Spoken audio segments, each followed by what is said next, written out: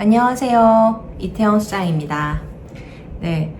오늘은 제가 화장할 시간이 없어서 좀 얼굴을 좀 가리고 나왔습니다.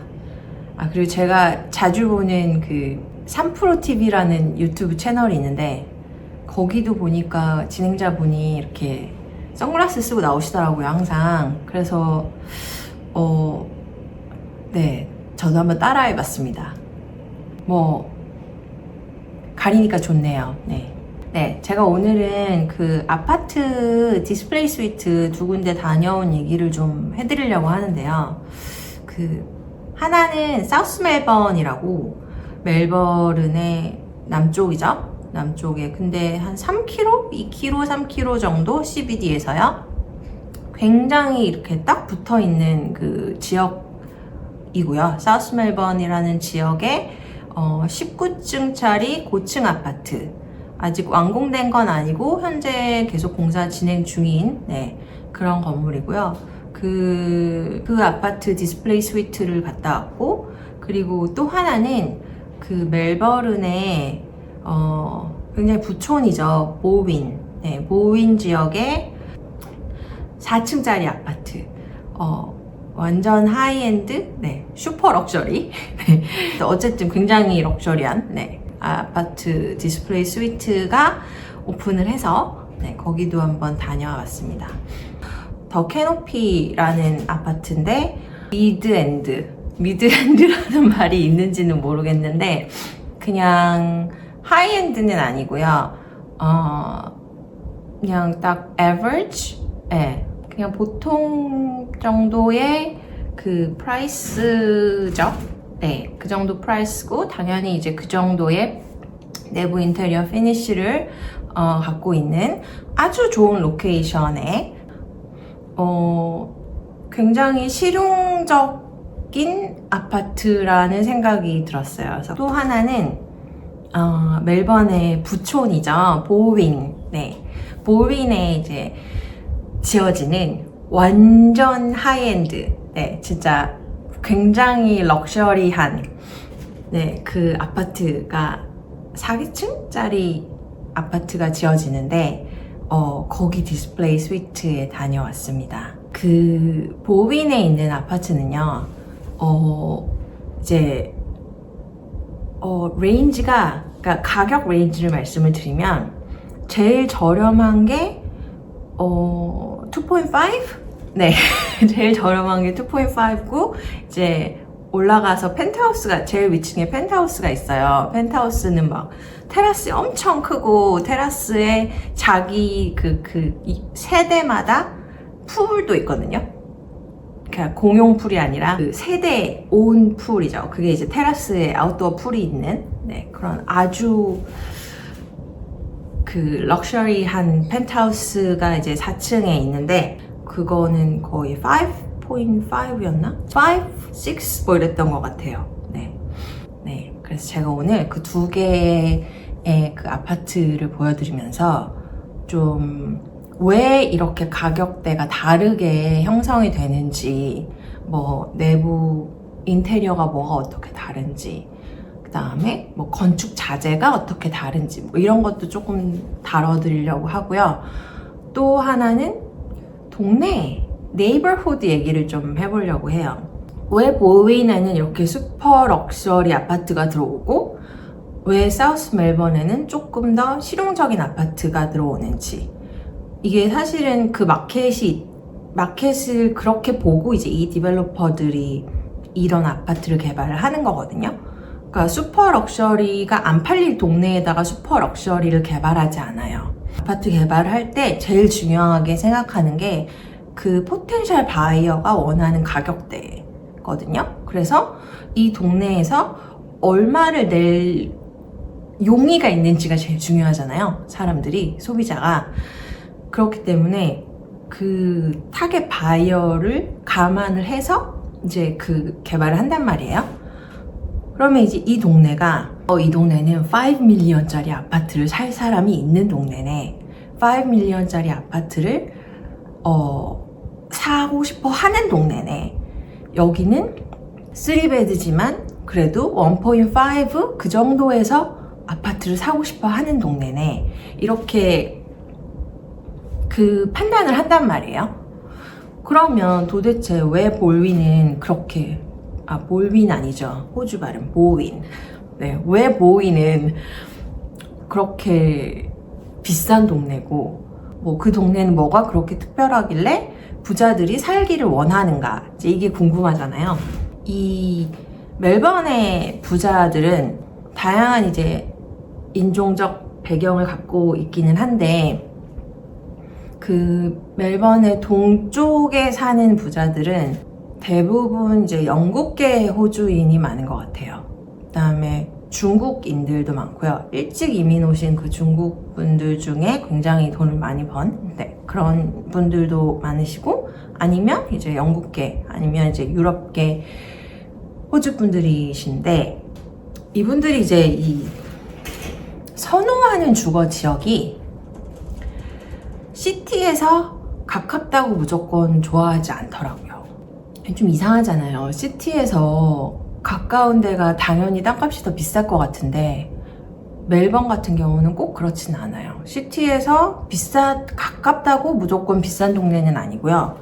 시티에서 뭐 너무 멀어도 당연히 이제 선호도가 좀 떨어지겠죠? 그러니까 그 미들링, 시티에서 바로 근처 말고 그 다음 링이죠. 그 미들링이 가장 좀 선호하는 지역인 것 같고, 그리고 그 중에서도 멜번은 동쪽이 서쪽보다 훨씬 땅값이 비싸고요. 도대체 뭐가 다른가? 이제 가보면 좀 몇 가지가 있어요. 제가 오늘 그것들을 하나하나 짚어드리도록 하겠습니다. 위치를 좀 소개를 해드릴게요. 더 캐노피라는 이 아파트는 저는 굉장히 위치가 마음에 들었거든요. 사우스 멜번에 있고, 사우스 멜번이 뭐 호불호가 좀 갈릴 수도 있겠지만 어쨌든 뭐 시티에서 3km밖에 안 되는 위치에 있고요. 뭐 트레인은 없지만 트램이 다니고, 사우스 멜번 마켓이 전 되게 좋아하는데, 그 마켓이랑 그 마켓 주변에 좀 좋은 커피숍이랑 레스토랑들도 많고 해서, 전 사우스 멜번이 뭐 물론 약간 뭐 웨어하우스 같은 게 아직 조금 남아있는 그런 면도 있기는 하지만, 그 동네 자체의 포텐셜은 굉장히 크다고 보거든요. 더 좋아질 수 있는 포텐셜이 좀 많다고 보는데, 여기에 이제 이 캐노피라는 아파트는 19층짜리 아파트예요. 1베드, 2베드, 3베드 더 이렇게 골고루 섞여서 개발이 된 것 같고, 3베드룸 아파트 기준으로 보면 가격대가 제일 저렴한 게 1.3부터 이제 고층으로 올라갈수록 가격이 올라가죠. 근데 제일 높은 층에 있는 것들은 1.9 밀리언 정도까지, 그래서 1.3에서 1.9 이렇게 레인지가 되어 있는 아파트고요. 그리고 사이즈는 거의 125 스퀘어 미터, 거의 뭐 딱 아주 뭐 크지도 않고 작지도 않은 딱 좋은 3베드 사이즈인 것 같아요. 그리고 보통 이렇게 고층 아파트들이 멜번에 그 어메니티가 엄청 잘 돼 있고, 그 꼭대기층에 이제 인피니티 풀 같은 것도 해놓고, 사우나 해놓고, 짐 되게 크게 해놓고 이렇게 돼 있는 경우들이 많잖아요. 근데 이 아파트는 재밌게도 그런 어메니티가 하나도 없어요. 풀도 없고요. 루프탑에 조그만한 핫tub 하나 있더라고요. 핫tub하고 사우나 정도? 그래서 어메니티를 거의 없앴고, 그 이유가 이제 오너스 코퍼레이트 피라고 해서 그 관리비가 너무 비싸가지고 아파트를 사는 그 실수요자들이 좀 꺼리는 경우가 많은데, 그 점 때문에 오너스 코퍼레이트 피를 낮추기 위해서 어메니티를 과감하게 다 뺀, 아주 정말 실수요자 위주로 계획된 아파트였어요.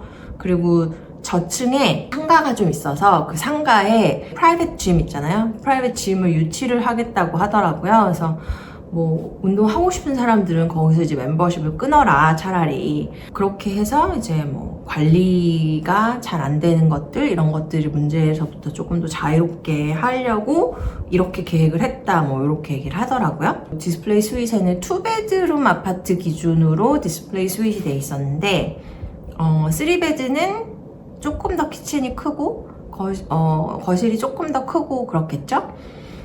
그런데 굉장히 컴팩트하지만 그래도 있을 거 다 있게 계획이 되었습니다. 그리고 보시면 되게 실용적으로 계획이 되었어요. 그 싱크대 탑이라든지 그 마감 자재들 이런 게 굉장히 실용적으로 계획이 됐고, 실링 하이트도 전체적으로 2.7을 하는 게 아니고 일부만 2.7을 주고 좀 다른데 이제 좀 배관이 지나가야 되는 그런 부분들은 또 낮춰서 2.5하고 2.7이 적절히 이렇게 섞여 있는 방식으로 디자인이 되어 있고요. 그리고 재밌었던 거는 그 히팅 앤 쿨링 있잖아요. 난방하고 냉방이 그 스플릿 시스템이라고 하죠. 그래서 왜 덕티드 방식이 아니에요. 냉난방이 그 벽걸이 에어컨 방식으로 되어 있습니다. 이게 사실은 공사비의 차이를 만듭니다. 그 스플릿 시스템이 훨씬 저렴해요. 덕티드 배관 공사가 잘 이해는 안 되는데 저도 왜 그게 그렇게 비싼지. 근데 여기는 그게 되게 비싸요. 그래서 저희가 가정집 하나 같은 경우 견적받을 때 스플릿 시스템으로 하는 거랑 그 덕트로 하는 거랑 견적 2배 차이 나거든요. 그래서 예전엔 안 그랬대요. 근데 요즘 그렇대요. 요즘 이렇게 차이가 난 거라고 하더라고요. 근데 그래서 요새 거의 대부분 스플릿 시스템으로 많이 하시더라고요. 방마다 다 넣고 거실에 넣고 해서 그 실내기가 4개, 5개까지 달리더라도 스플릿 시스템이 더 싸더라고요. 덕티드로 하는 거랑 스플릿 시스템이랑 차이가 큰데, 이제 그거를 이 아파트 같은 경우는 이제 좀 알뜰하게 이제 아껴서 공사비를 낮춘 것 같아요. 그렇게 해서 이 가격대를 만들어낸 것 같습니다. 네. 그래서 인테리어도 보시면 화이트를 많이 쓰고 심플한 그런 마감, 모던하고 심플한 그런 분위기로 그 톤으로 이제 마감이 되어 있어요. 그래서 아무래도 조금 더 젊은 층을 타겟으로 한 인테리어로 보이고요. 그리고 좀 실용성을 위주에 둔 인테리어로 잡은 것 같아요. 네. 그럼 이제 제가 갔던 오인에 있는 이 말릴라 라이즈라는 아파트인데요.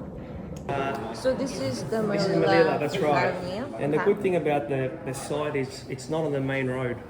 So there's 2 houses here. Okay. So it's quiet and you should go see it afterwards and have a look. And north facing is this way. So this is north facing. Okay. So this has got probably the best light. So that's north and that's east. No, that's north, that's east, that's right, yes. Yes. So this is the northeast and northwest are the best aspect. There's 여기는 4층짜리고 그리고 유닛도 30개 정도밖에 없어요. 네.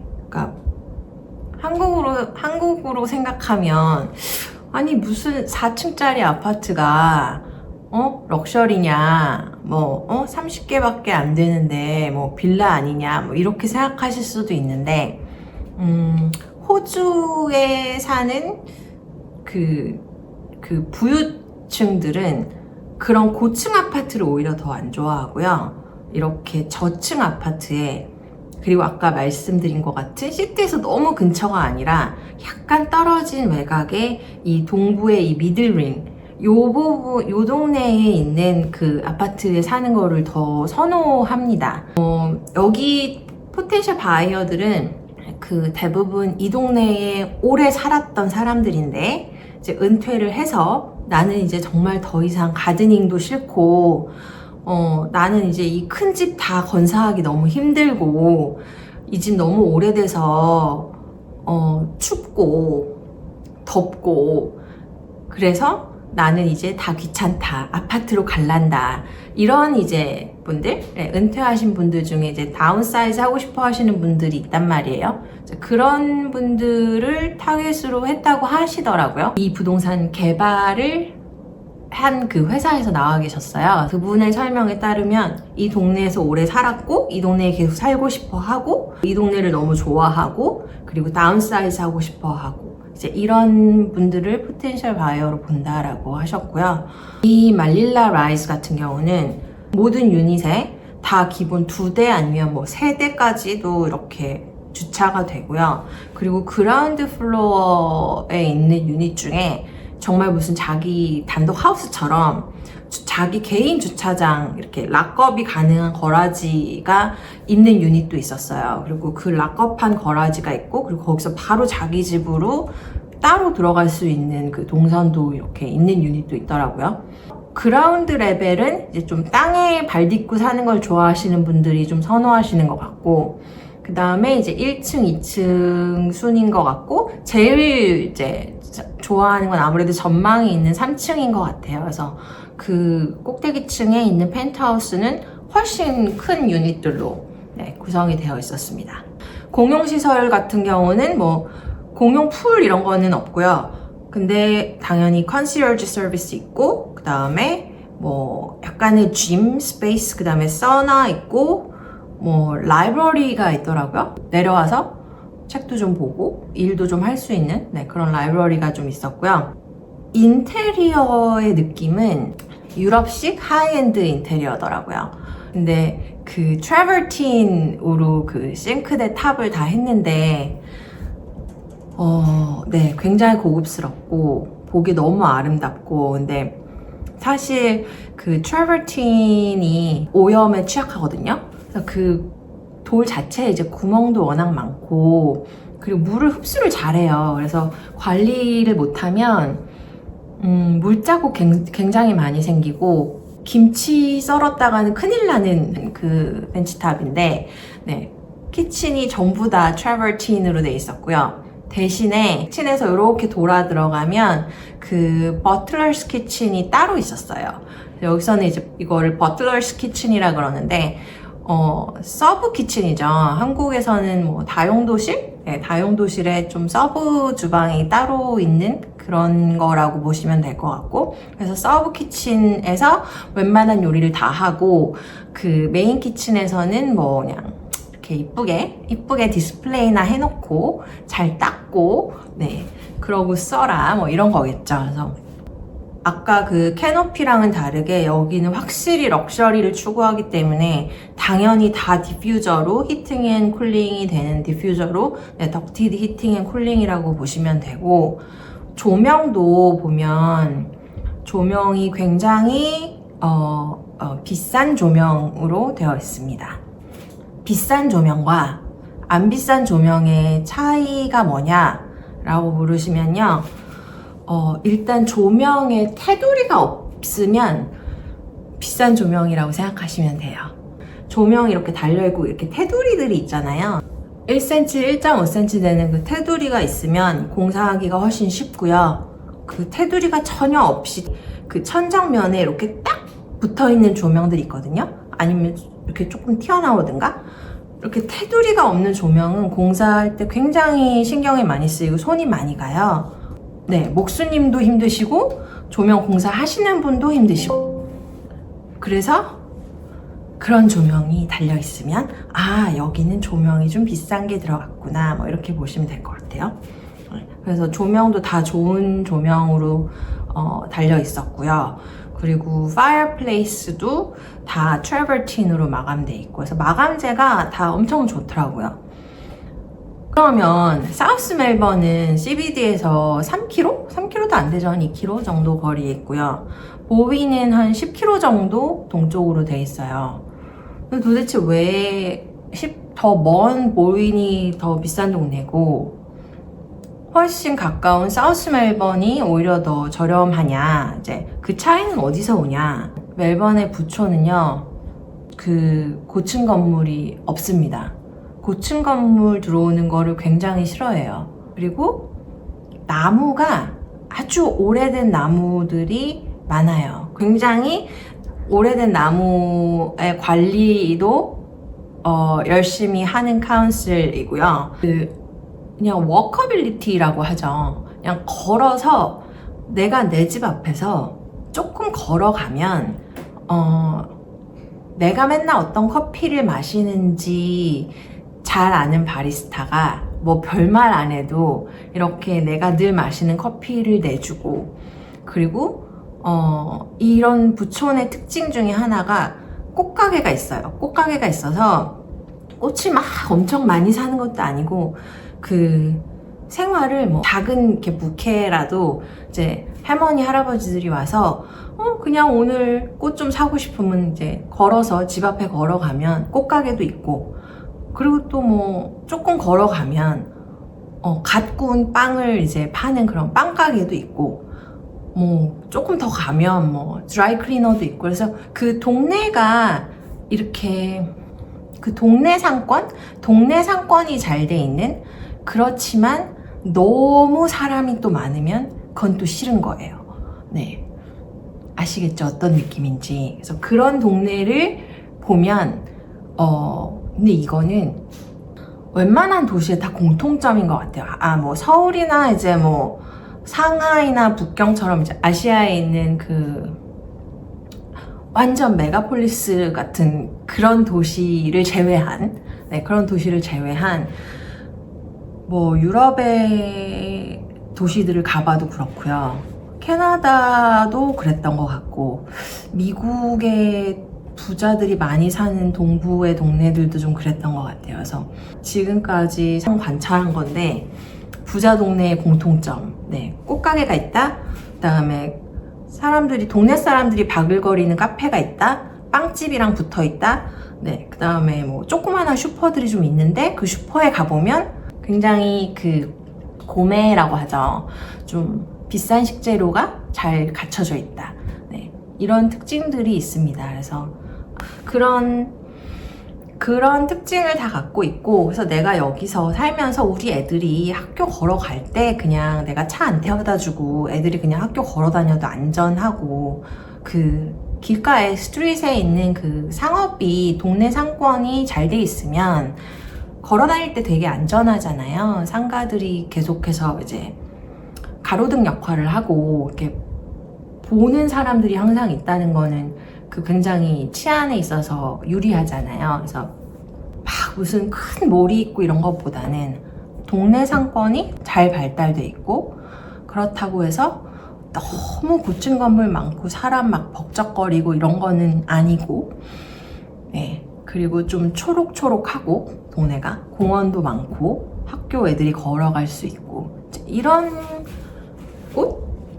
그러면서 차로 30분인 안에 시티에 갈 수 있는 곳, 이제 이런 동네를 부자들이 선호하는 것 같고요.